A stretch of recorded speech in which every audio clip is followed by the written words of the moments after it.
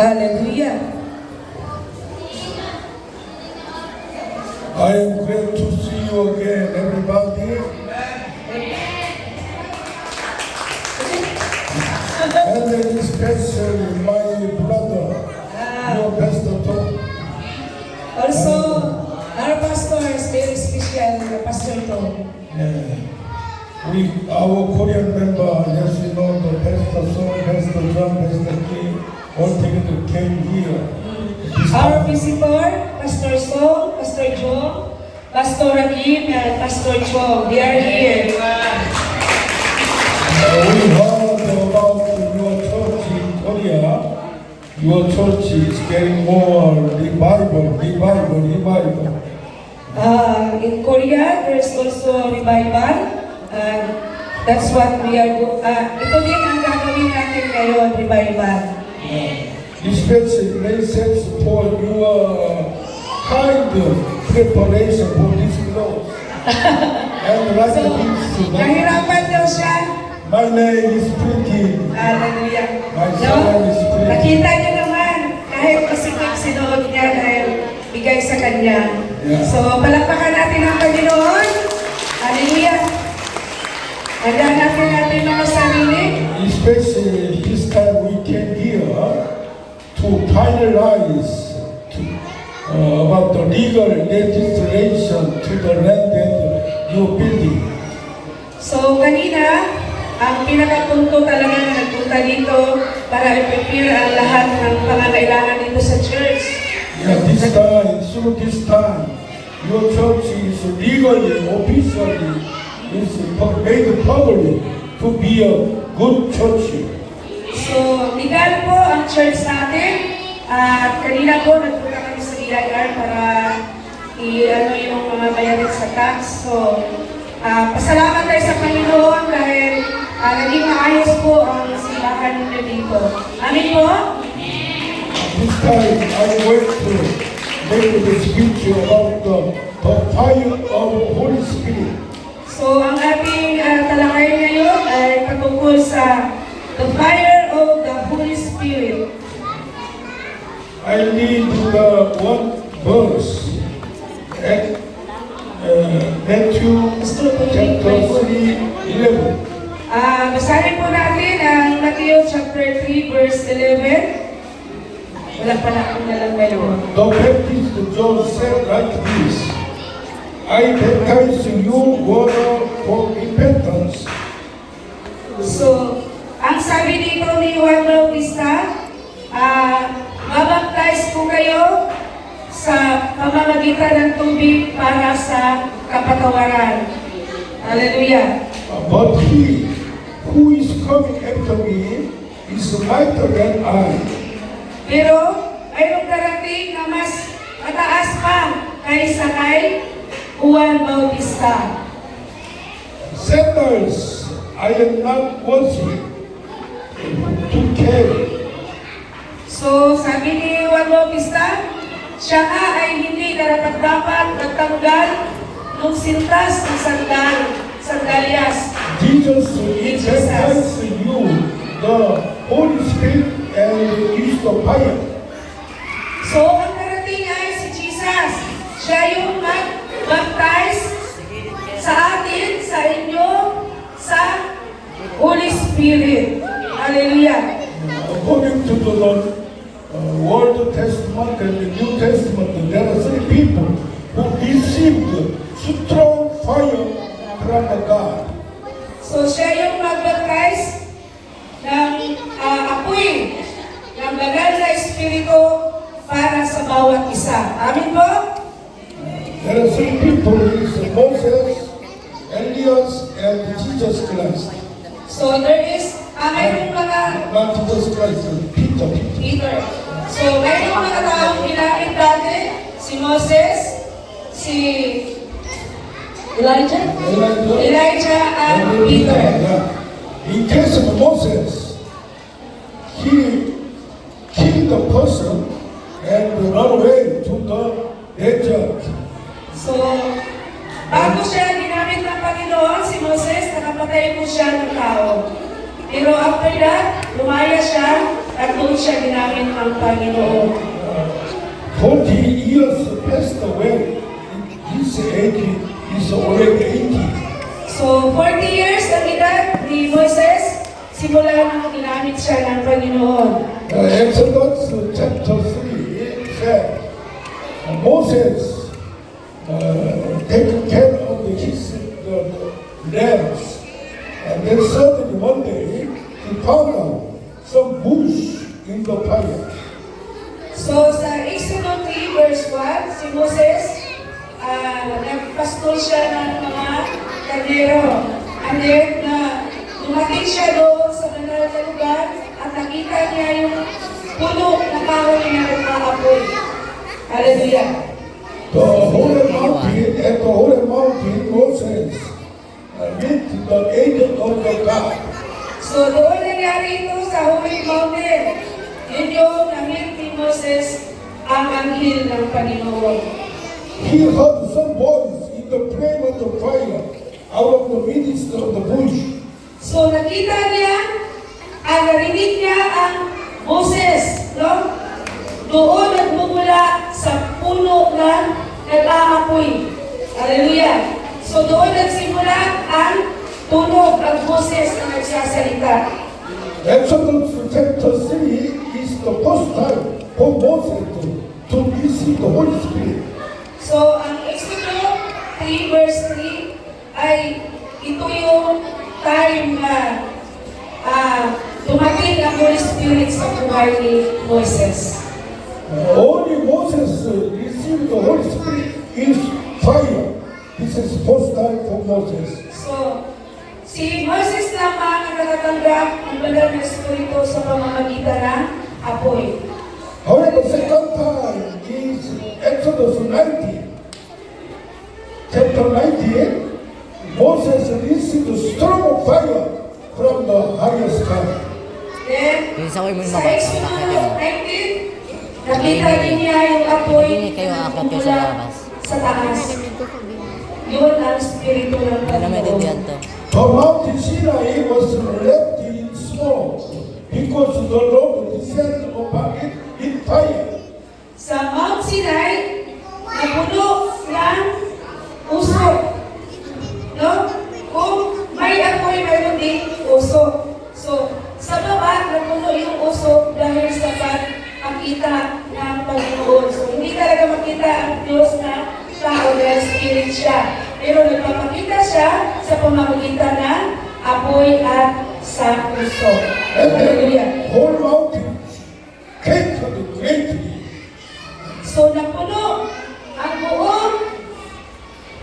buong kapaligiran sa Mount Sinai, napuno ng apoy, ay ng usok. And Hallelujah. the sound of trumpet is grow louder and louder.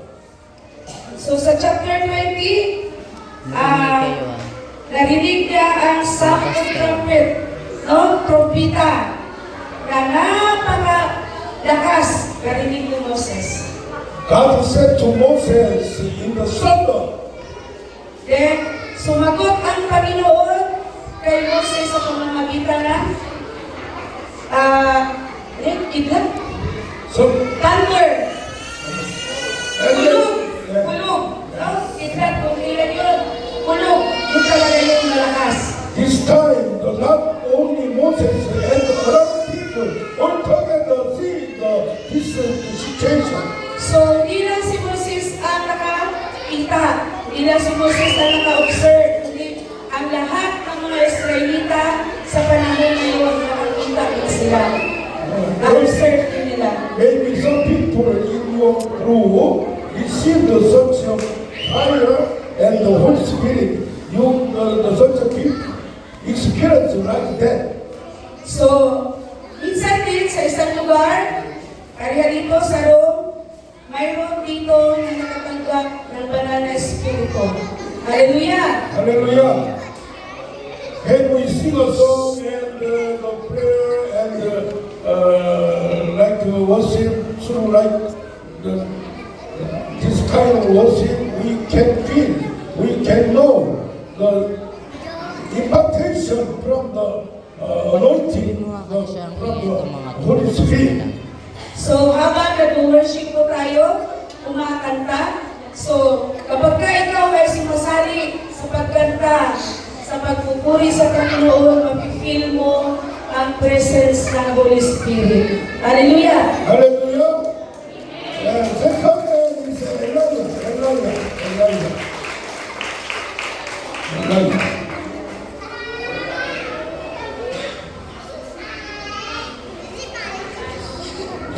First King chapter 18, we can see the Elijah.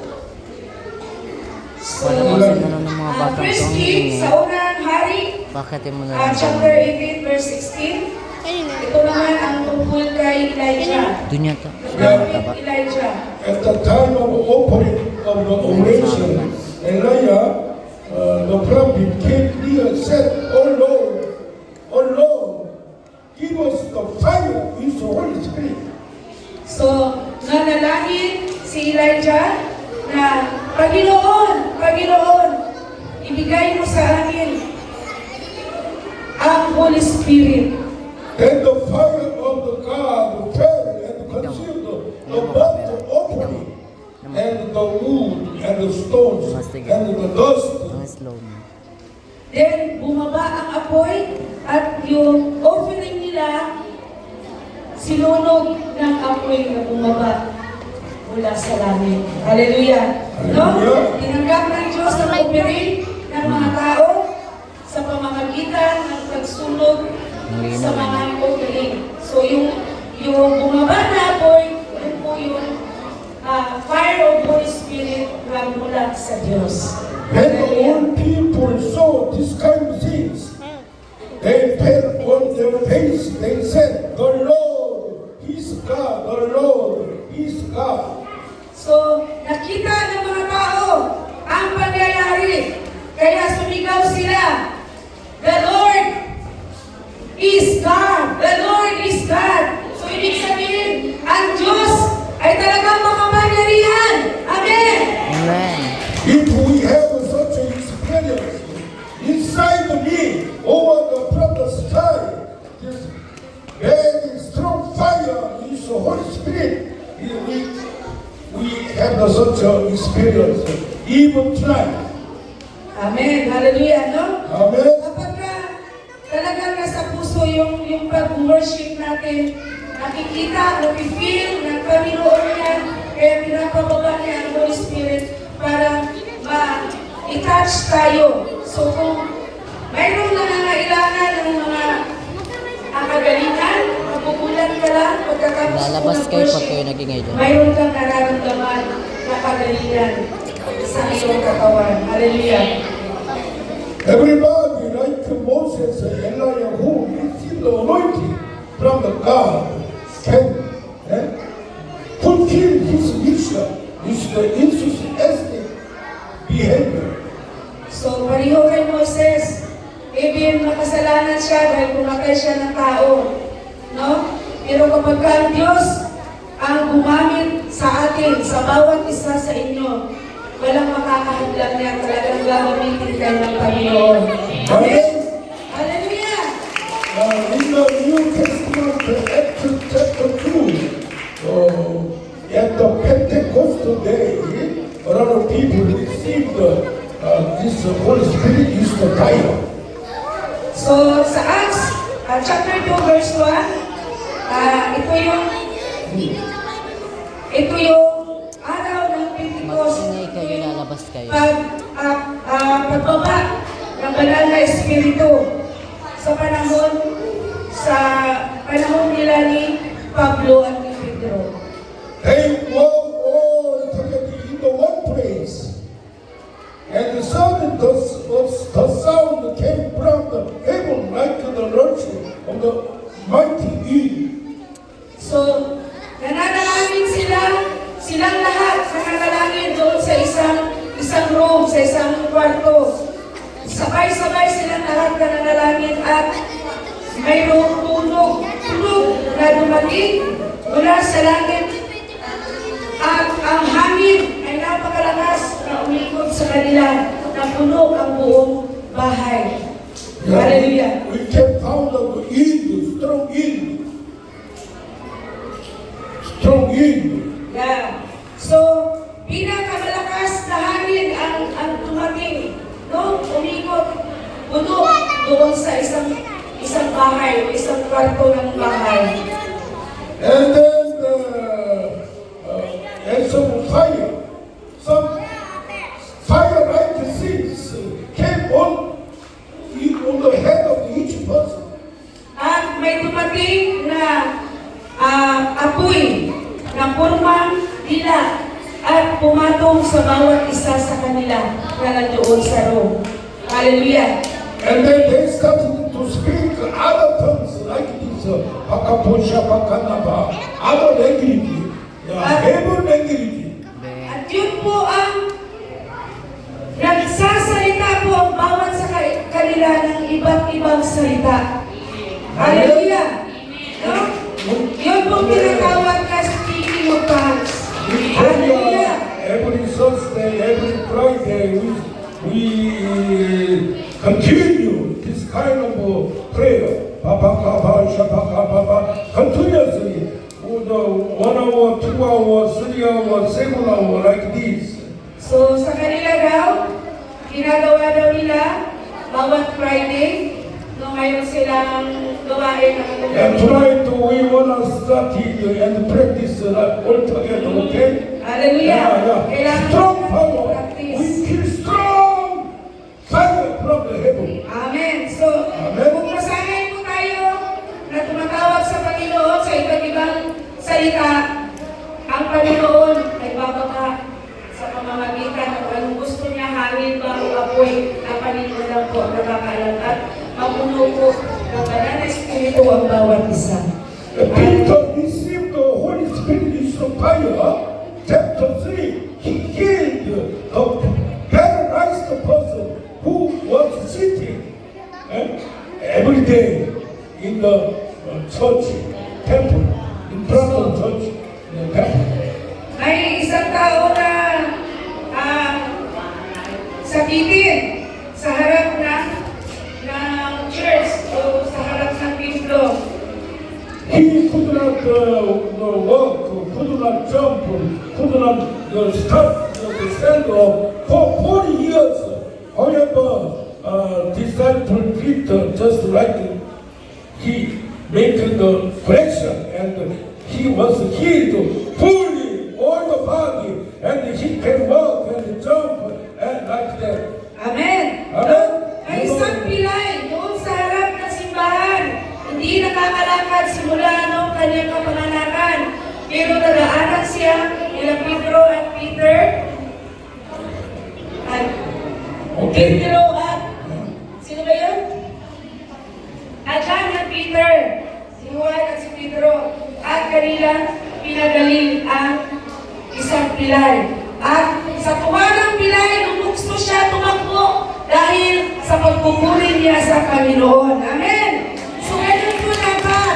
Amen. Kapag naka-experience po tayo ng kagalingan, naka-experience tayo ng pagalaw ng Panginoon, yung napagaan yung damdamin mo na talagang masakit yung katawan mo, mayroon ka mga problema, sinagot ng Panginoon, dapat magpasalamat tayo sa Panginoon. Hallelujah! Yung may galak, umakyat siya, tumatakbo sa galak, sa pagpupuri sa Panginoon. Ganun dapat tayo. Amin po? I myself healed my body. I myself lay hands to the part of sickness, weakness.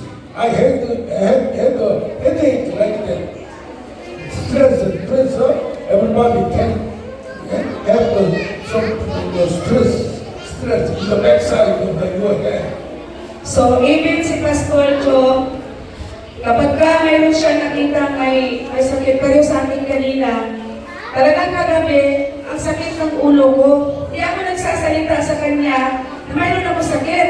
No, nung pagkita namin, kinumusta niya ako, nakaka niya ako dito. Oh, there's something. Alam niya! Naramdaman niya! So pag upo namin doon, hinilog niya ako kaya ngayon naman. Salita ako dito sa harapan. Kahit wala akong bilis. No, hindi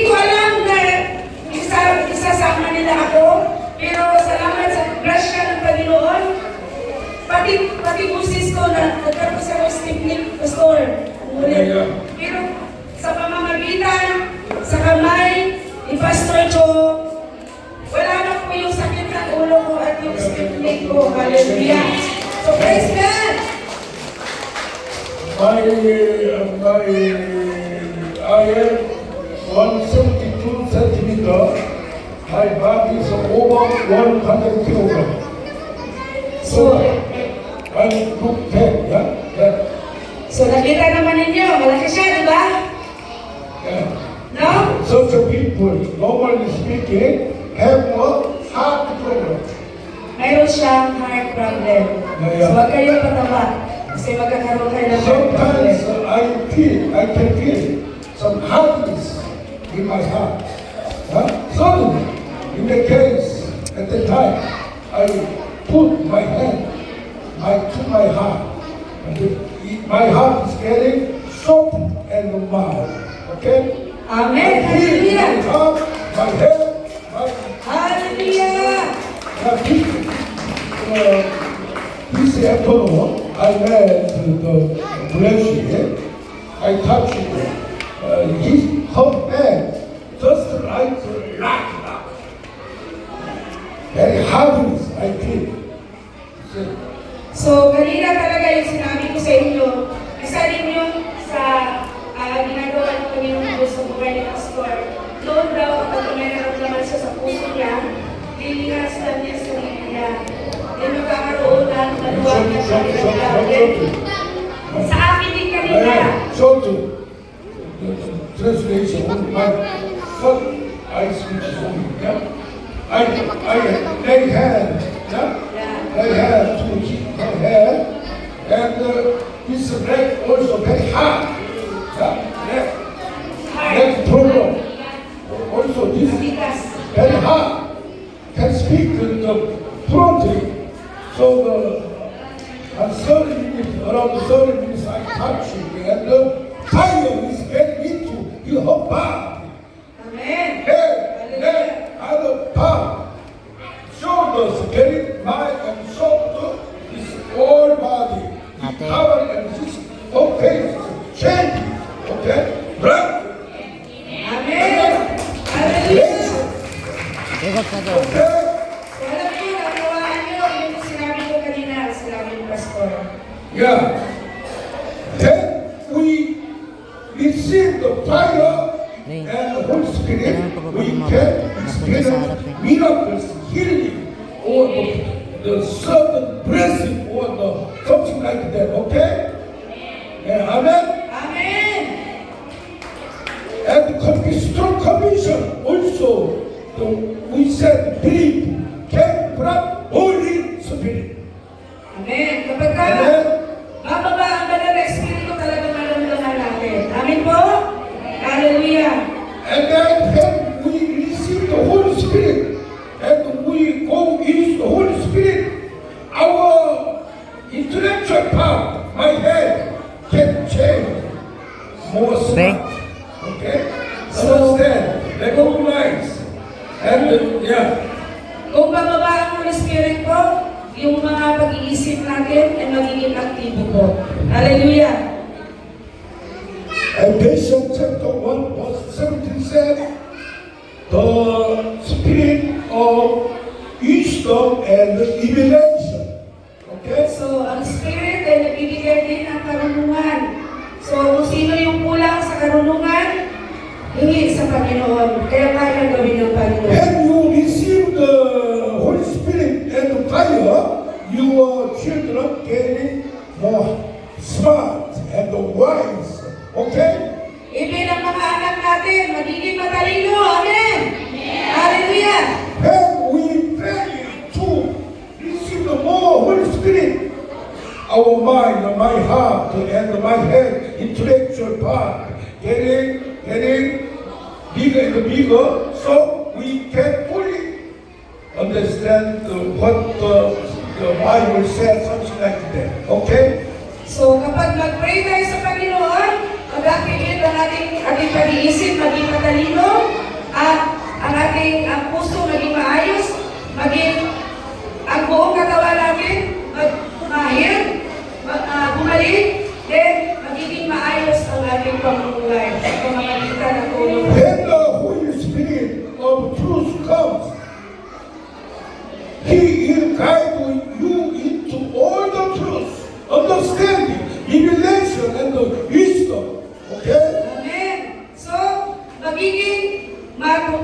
Magtindihan natin ang salita ng Diyos kapag gumagawa ang banal na Espiritu sa ating buhay. Madali lang natin maunawaan ang kanyang banal na salita.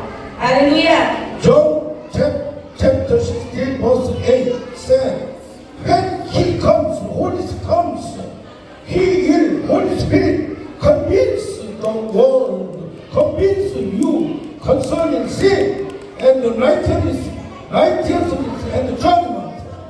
So, ang Espiritu ng katotohanan, kapag siya ay darating, siya ang magturo sa atin sa katotohanan din. When we see more and more, when we see pray more and more, when we attend this worship more and more, my mind and heart feel the guilty, what is sin, what is good or bad, something like that. So, mararamdaman natin sa ating puso kapag nananalangin ka, kasama sa ganitong gawain at nagpupuri sa Panginoon, talagang mararamdaman mo ang guide ng Holy Spirit. Amen. Amen! And when we also Hallelujah! journey and the Jesus son, he correct or not. Hallelujah! Okay? Umaya pa. Everybody, let's pray to him. To raise your hands. So, Around the table. tayo po tayo. Taas natin ang ating mga kamay. Tonight, everybody stand and raise hand, please. Pikit natin ang Give ating us mga. the Holy Spirit and the strong fire. Hallelujah! And then when you pray, our Korean pastor give the ordination, lay hands and blessing. Okay? 하나 축전 거의 안수해 주시겠습니다. Habang nanalangin tayo, i-pray po tayo sa ating mga pastor. Okay? Hallelujah! When the disciple Peter laid his hand on the person and received the strong fire and the Holy Spirit, they changed fighting. Totally changed. Okay? So, Let's end. taas natin ang ating mga kamay. Taas. Isipin natin na nandito ang Panginoon. Hallelujah! No? Okay, Sigo. katabi mo, huwag mo pansinin yan. Itutok mo yung isip mo. Sige. Yung paligid mo, ipikit mo lang. Isipin mo lang siya ng Panginoon. Hallelujah! Start. Let's Junior three times. Junior means the Lord. The Lord is Korean Junior. Our King, our Lord. Let's pray together. The answer is Junior. Hallelujah.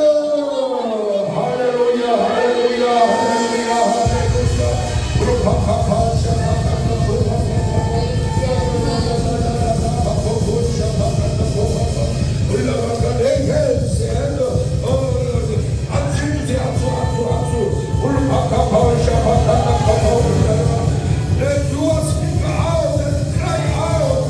Pray, everybody sing a song.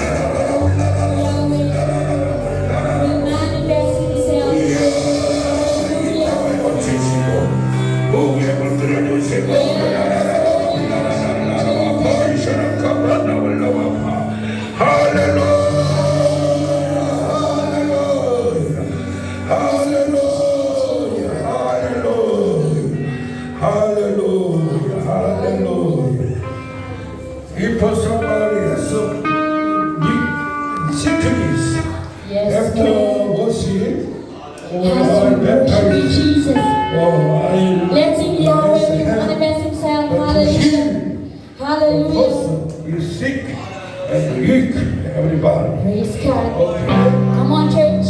Oh, Let's worship our God. Hallelujah.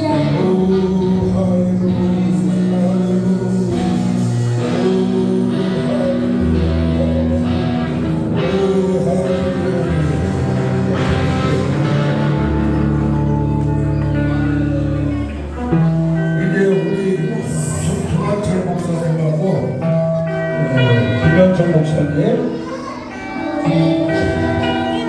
정진수 목사님 말씀하시고 마지막에 정진수 목사님이 축도를 하시고.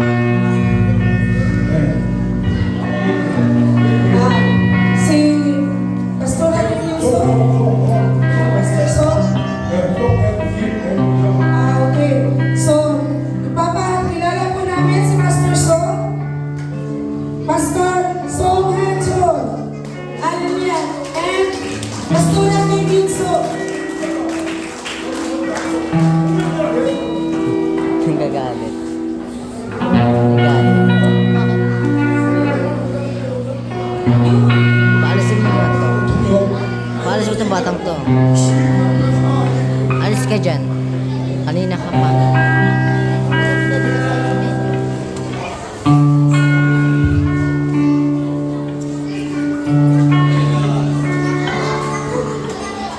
Hallelujah.